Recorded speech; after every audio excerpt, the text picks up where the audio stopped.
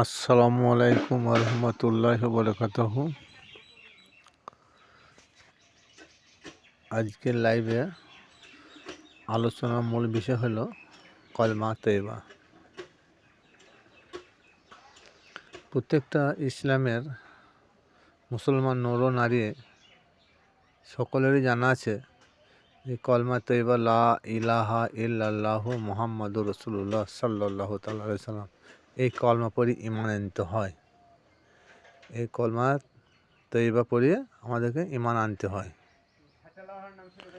কিন্তু এই কলমার জন্য হুজুর পাক সাল্লাল্লাহু তাআলা আলাইহি সাল্লাম তার পাক জবানে হাদিস বুখারী শরীফে বলেছেন, মান ক্বালা লা ইলাহা ইল্লাল্লাহ দাখালুল জান্নাতা বিল হিসাব,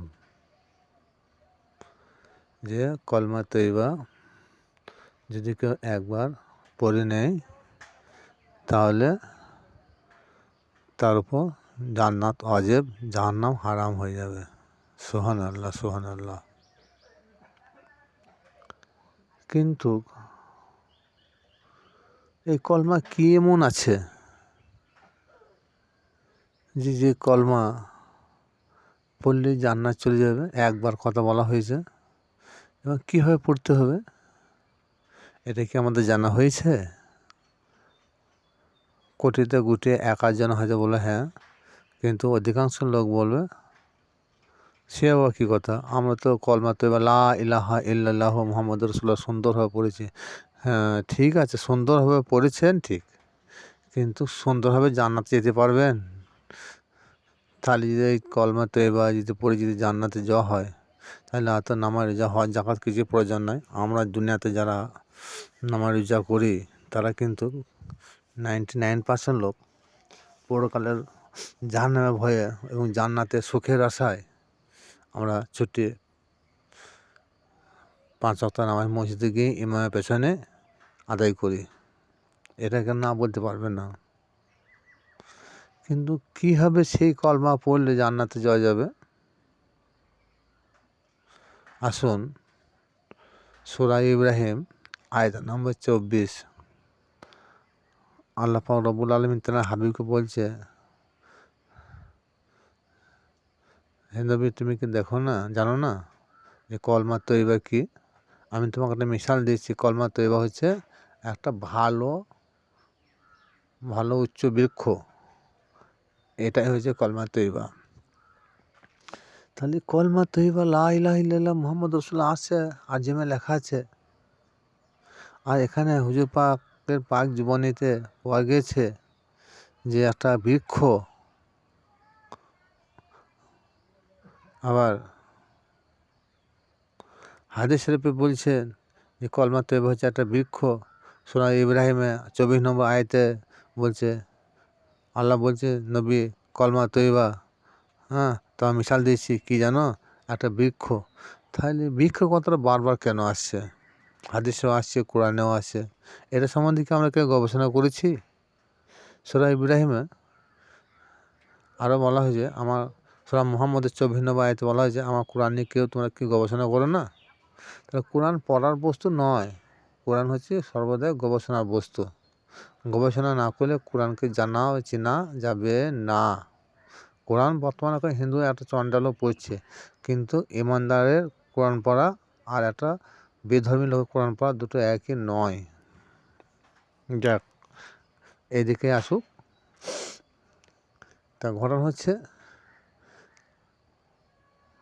আল্লাহ নবী পাক সাল্লাল্লাহু তাআলা আলাইহি সাল্লাম যে বলছেন যে কলমা একটা বৃক্ষ, তিনি ওখানে কী দিয়ে বলেছেন যে গাছটা মূল হলো আমি হযরত মুহাম্মদ, তার গদি হলো হযরত আলী আলাইহিস সালাম, তার ডালপালা হলো মা ফাতেমা আলাইহিস সালাম, ফুল ও ফল হলো ইমাম হুসাইন ও হাসাইন আলাইহিস সালাম, পাতাগুলো হলো সমস্ত মুমিন সম্প্রদায়। তাইলে এদের সঙ্গে প্রেম মহব্বত ভক্তি মানে কলমা সঙ্গে সাক্ষাৎ, কলমার সঙ্গে প্রেম, কলমার সঙ্গে মহব্বত হবে। যতক্ষণ পর্যন্ত আপনারা এই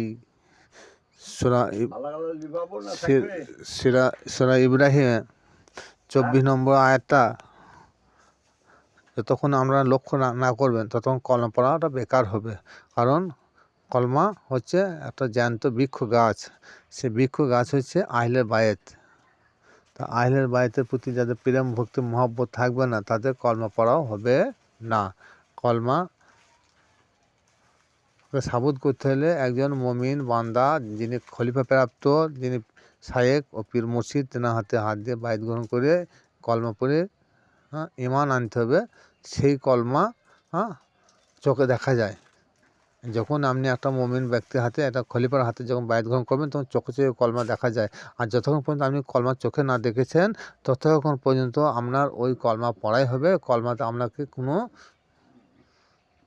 জান্নাতে দূরে থাক, জান্নাত গন্ধের কাছেও পৌঁছানো যাবে না, পৌঁছাইতে পারবে না। তাহলে এখান থেকে বোঝা গেল যে কলমা দেখে পড়তে হয়। কলমা না দেখে পড়লে আপনার পক্ষে জাহান্নাম ওয়াজিব হয়ে যাবে। জান্নাতও ওয়াজিব বলেছে, কিন্তু জাহান্নাম ওয়াজিব হয়ে যাবে। কারণ আল্লাহ পাকের হাবিব বলেছেন যে কলমা একবার পড়লে জান্নাত তার পক্ষে ওয়াজিব হয়ে যাবে, বিনা হিসাবে জান্নাত চলে যাবে। তাইলে কলমা এইভাবেই পড়তে হবে যে একজন কামেল পীর ও মুর্শিদের হাতে হাত রেখে তওবা করে বায়াত গ্রহণ করে তার অনুসরণ, তার অনুকরণ, তার প্রেম, তার ভক্তি, তার মহব্বতটাই হলো কলমা। যদি কোনো তরিকত ভাই থাকে, আশা করি নিশ্চয়ই বেশি বেশি শেয়ার ও লাইক করবেন। তবে যেটা বলা হয়েছে যে কলমা আসে আজিমে যে কলমা লেখা আছে, চটি বইয়ে যে কলমা আছে, কোরআন শরীফে যে কলমা আছে, হাদিস শরীফে যে কলমা আছে, ওই কলমা একটা চন্ডালও পড়ে। কিন্তু যতক্ষণ পর্যন্ত আপনি কলমা একটা দেখে না পড়বেন, জ্যান্ত কলমা না পড়বেন, একজন কলমা ওয়ালার হাতে হাত না দেবেন, ততক্ষণ পর্যন্ত আপনি মুক্তি পাবেন না। আসসালামু আলাইকুম ওয়া রাহমাতুল্লাহি ওয়া বারাকাতুহু। খোদা হাফেজ।